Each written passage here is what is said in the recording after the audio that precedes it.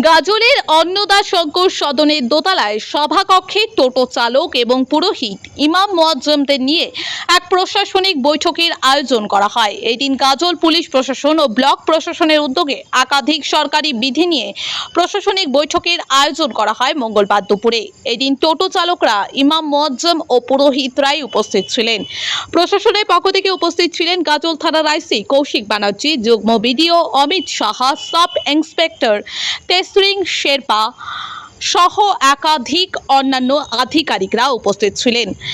এদিন সরকারের নির্দেশ মেনে যে কোনো অনুষ্ঠানের মাইকের সাউন্ড আজ মূলত তিনটি বিষয়ের ওপর এই সভায় আলোচনা করা হয়। প্রথমত, টোটো জাতীয় সড়কে টোটো পার্কিং করা চলবে না, প্রশাসনের কড়া নির্দেশ। পাশাপাশি টোটোর ইউনিয়নের নামে জোর করে টাকা আদায়ের অভিযোগ আসলে সঙ্গে সঙ্গে কড়া পদক্ষেপ নেবে প্রশাসন। পাশাপাশি শব্দ দূষণ করা চলবে না, প্রশাসনের নির্দেশ অনুযায়ী দিনের বেলা 50 ও রাতের বেলা 45 ডেসিবেলে বেশি মাইকের আওয়াজ করা যাবে না। প্রয়োজন হলে সমস্ত রকম চোং বন্ধ রেখে অল্প সাউন্ড যাতে হয় তার জন্য সাউন্ড বক্স ব্যবহার করতে হবে। শব্দ দূষণ নিয়ে কোনো অভিযোগ আসলে তা কড়া পদক্ষেপ নেওয়া হবে। পাশাপাশি বেআইনি পশু হত্যা করা যাবে না, নিয়ম অনুযায়ী প্রশাসনের নির্দেশ অনুযায়ী এবং গাইডলাইন অনুযায়ী করা যেতে পারে বলে প্রশাসন জানিয়েছেন।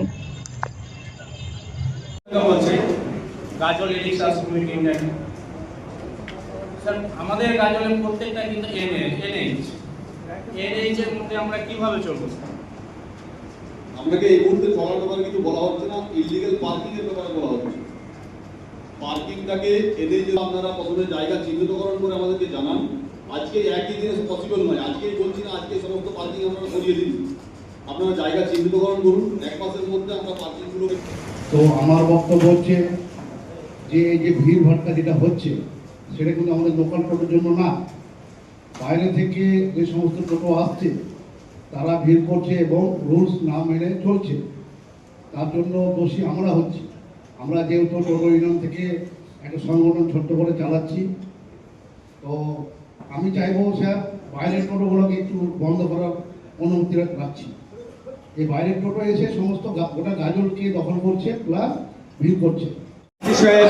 ডিটেলসে আলোচনা করেছেন, আশা করি যে নির্দেশগুলো আইসি সাহেব করলেন সবাই মেনে চলবে এবং টোটো নিয়ে আমাদের যে পরিকল্পনা রয়েছে আগামী দিনে নিশ্চয়ই আমরা টোটো চালকদের সাথে আলাদা করে বসে আমরা যে বিভিন্ন নির্দেশ আছে সেইরকমভাবে আমরা কিন্তু কাজগুলো করব। ধন্যবাদ সকলকে।